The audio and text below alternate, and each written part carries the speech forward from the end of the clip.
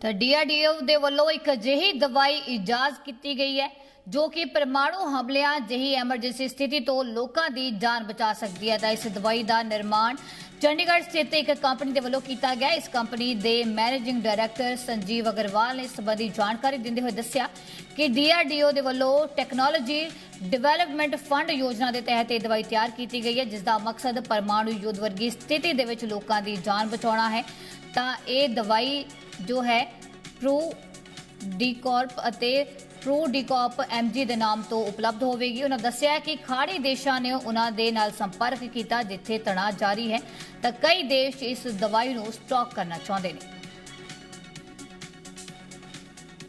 जिस तरह से खाड़ी देशों में अब तनाव लगातार बढ़ता जा रहा है, एक दूसरे पर देश जो हमला कर रहे हैं और ऐसी स्थिति में न्यूक्लियर वॉर का खतरा जो है वो भी बढ़ गया है। और इससे बचने के लिए भारत में एक ऐसी दवाई बनाई गई है कि अगर कोई भी व्यक्ति न्यूक्लियर बम के विकिरणों के संपर्क में आता है, अगर वो उस दवाई को समय रहते ले लेता है तो वो यूरेनियम के दुष्प्रभाव से बच जाता है, उसकी जान बच सकती है।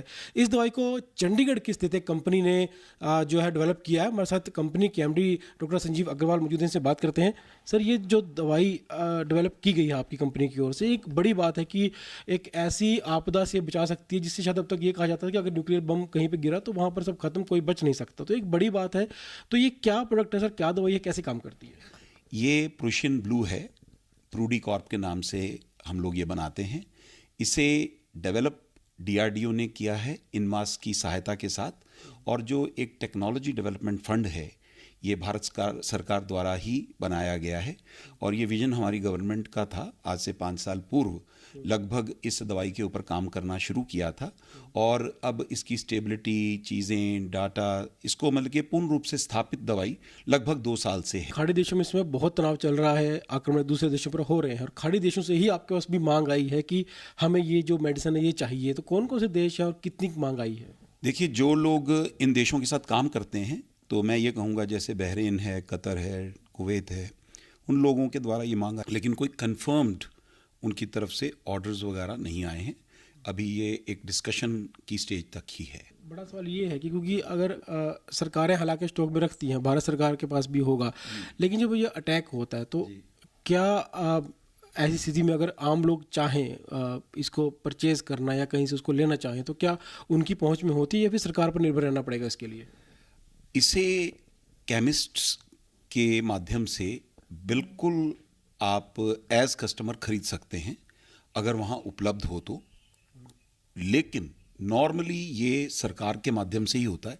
जैसे भारत का जो मेरा अनुभव है, तो भारत सरकार द्वारा ही ये खरीद के अपने जवानों तक पहुंचाया जाता है, बॉर्डर्स तक पहुंचाया जाता है। डॉक्टर संजीव अग्रवाल, जिनकी ओर से एक ऐसी दवाई डेवलप की गई है, जो प्रोडक्शन की जा रही है, जो लोगों को परमाणु युद्ध में जो दुष्परिणाम हो सकते हैं, लोगों की जान जा सकती है, उससे बचा सकती है। और बड़ी बात यह है कि इस दवाई के लिए खाड़ी देश जो है वो इस कंपनी से संपर्क कर रहे हैं, खासतौर पर ऐसे देश जहाँ पर लगातार आक्रमण जारी है और परमाणु युद्ध तक का जो खतरा है वो बना हुआ है। अब लोगों की सुरक्षा के लिए वो सरकारें भी अब संपर्क कर रही हैं ताकि इस दवाई को वहाँ पर मंगवाया जा सके। अगर स्थितियाँ बिगड़ती हैं तो कम से कम लोगों की जान बचाई जा सके। और भारत के लिए बड़ी बात है कि भारतीय कंपनी से जो ये संपर्क है वो किया जा रहा है, और ये दवाई है ये परमाणु युद्ध की स्थिति में लोगों की जीवन बचाने में जो है कामयाब हो सकती है।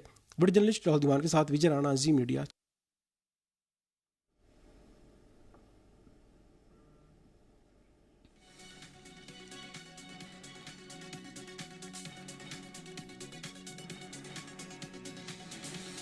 ਤਾਂ ਇੱਕ ਦਵਾਈ ਇਜਾਜ਼ ਕੀਤੀ ਗਈ ਹੈ। DRDO ਦੇ ਵੱਲੋਂ ਇੱਕ ਅਜਿਹੀ ਦਵਾਈ ਇਜਾਦ ਕੀਤੀ ਗਈ ਹੈ ਜੋ ਪਰਮਾਣੂ ਹਮਲਿਆਂ ਜਿਹੀ ਐਮਰਜੈਂਸੀ ਦੀ ਸਥਿਤੀ ਦੇ ਵਿੱਚ ਲੋਕਾਂ ਦੀ ਜਾਨ ਬਚਾ ਸਕਦੀ ਹੈ। ਤਾਂ ਇਸ ਦਵਾਈ ਦਾ ਨਿਰਮਾਣ ਚੰਡੀਗੜ੍ਹ ਸਥਿਤ ਇੱਕ ਕੰਪਨੀ ਦੇ ਵੱਲੋਂ ਕੀਤਾ ਗਿਆ। ਕੰਪਨੀ ਦੇ ਮੈਨੇਜਿੰਗ ਡਾਇਰੈਕਟਰ ਸੰਜੀਵ ਅਗਰਵਾਲ ਦੇ ਵੱਲੋਂ ਇਸ ਬਾਰੇ ਜਾਣਕਾਰੀ ਦਿੱਤੀ ਗਈ।